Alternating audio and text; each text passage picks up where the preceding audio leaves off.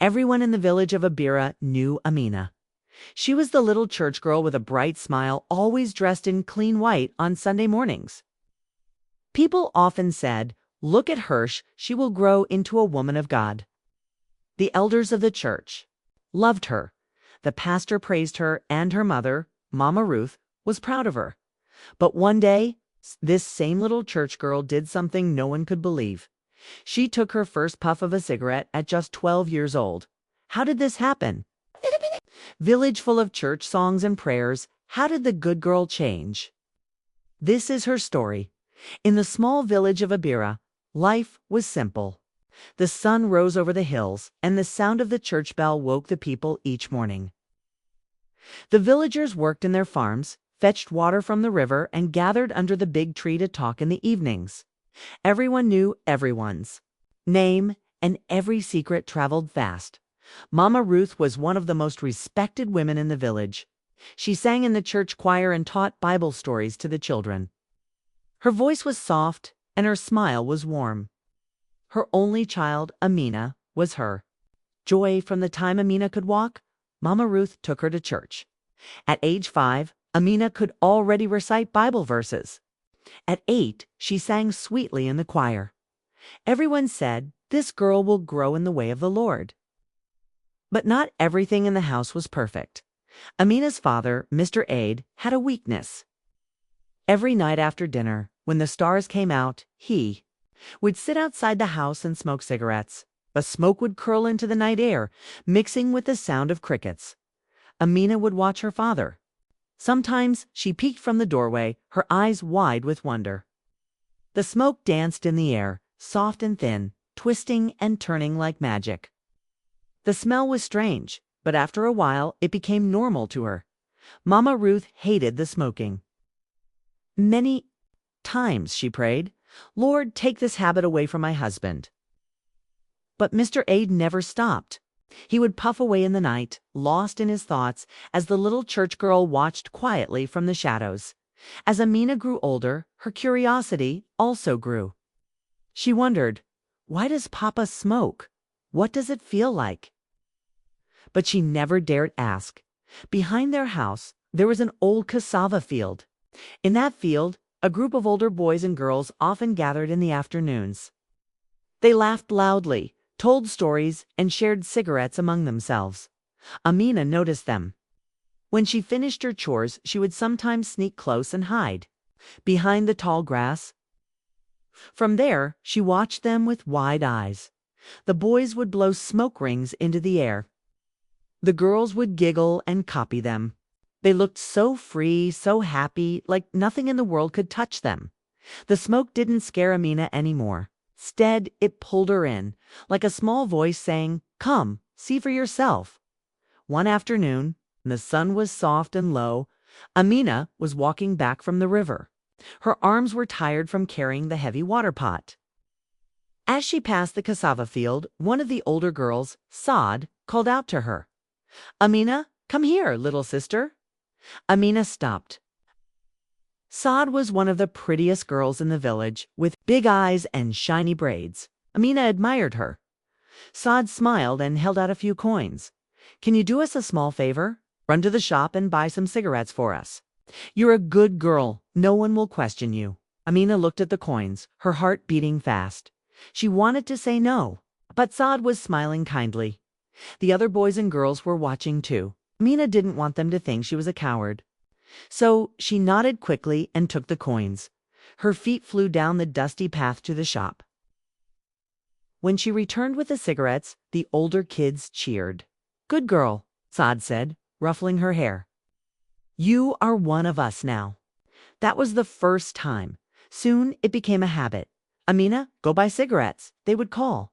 "You are so helpful." Every time, Amina would run off happily.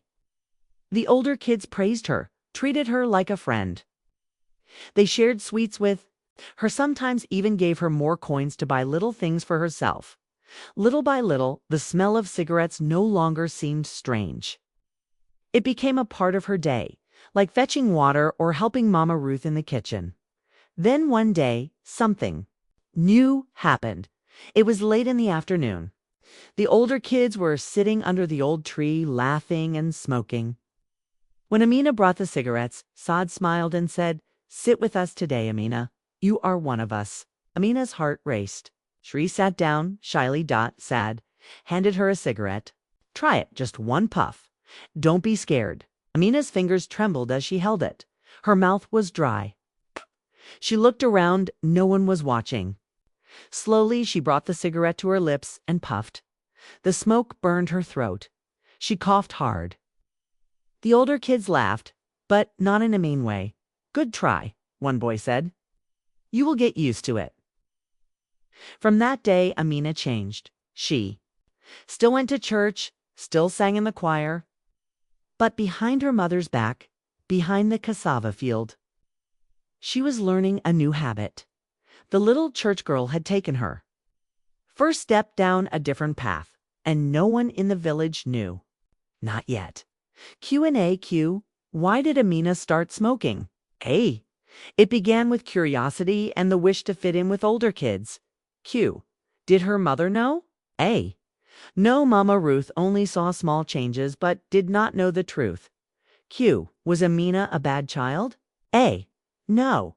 She was a good girl who was influenced by others. A secret can grow like a small seed planted in the dark. At first it is hidden, but with time it pushes up through the soil. It reaches for light, for air. Amina's small secret was growing fast. She was no longer just the little church girl. In a white gown, behind her bright smile, she now carried a habit, one that no one could imagine. She smoked out at first. It was just once in a while when the older kids invited her to sit with them behind the cassava field. They would laugh and pass the cigarette around. Amina's fingers would shake, her heart would race, but each time it became easier. The burn in her throat no longer scared her. The smoke began to feel soft, warm, like a friend. Soon she didn't need anyone to invite her. On some afternoons, when Mama Ruth thought she was helping a neighbor or playing with friends, Amina would sneak away. She would find an empty corner behind the house or in the tall grass near the river. There, with trembling fingers, she would light a cigarette and puff slowly, just like the older kids had shown her. The smoke curled into the sky. It seemed to carry her worries away. In those quiet moments, Amina forgot about her chores, her lessons, even her mother's strong hopes for her future. But secrets never stay buried forever. One Sunday morning, Amina stood in church, dressed in her white gown. The choir sang sweet songs. The pastor preached about the dangers of temptation. Mama Ruth sat in the front row, proud of her daughter. But as Amina sang, her throat felt dry. Her voice was softer than before. She coughed once. Then again, Mama Ruth's eyes narrowed. Later that day at home, Mama Ruth watched her daughter closely. Amina's bright eyes seemed duller now. Her breath sometimes carried a strange smell. "Amina," Mama Ruth asked, "are you feeling well?" "Yes, Mama," Amina answered quickly, her heart thudding. But Mama Ruth's worry grew. Each day, she noticed small changes. Amina was more tired. Her once strong voice in the choir was now weak. She coughed more often. Sometimes her clothes carried a faint, smoky smell. One evening after church, Mama Ruth decided to pray. "Lord," she whispered, "show me what is troubling my daughter." The answer came sooner than she expected. One late afternoon, Mama Ruth returned early from visiting a sick neighbor.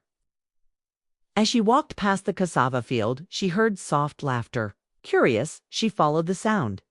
There, hidden among the tall grass, she saw the older kids sitting in a circle. Among them was Amina, her daughter, the church girl. With a cigarette in her hand, Mama Ruth's heart broke. She did not speak. Quietly, she returned home and waited. When Amina came back later, her mother was sitting on the wooden bench outside. "Amina," she said softly, "come." Here, Amina froze. Her hands were cold. She knew something was wrong. Slowly, she walked to her mother and sat down.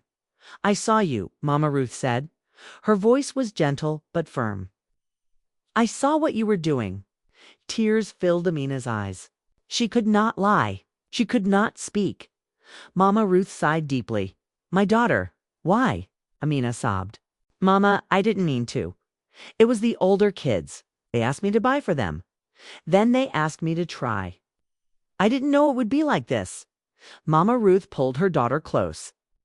Her heart ached, but her love was strong. "Amina," she whispered, "my child, this is not your path. You are meant for better things." That night they prayed together. Mama Ruth asked God for strength to guide her daughter. But breaking a habit is never easy. The next days were hard for Amina. The craving for smoke pulled at her like a strong rope. She felt angry, restless, sad. Mama Ruth watched her closely. She did not shout or punish. Instead, she spoke gently, reminding Amina of her worth, her future, her faith.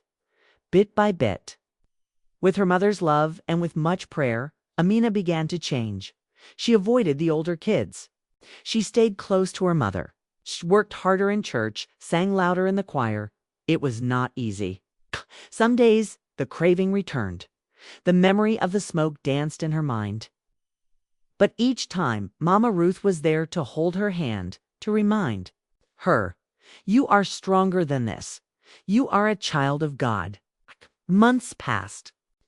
The habit that once held her heart slowly loosened its grip. One bright Sunday morning, as the church bell rang, Amina stood tall in her white gown. Her voice rang clear and sweet through the church. The elders smiled. The pastor nodded. Ruth's eyes filled with tears, not of sadness, but of hope. The little church girl had found her way back, and though the road had been dark, love and faith had shown her the light again.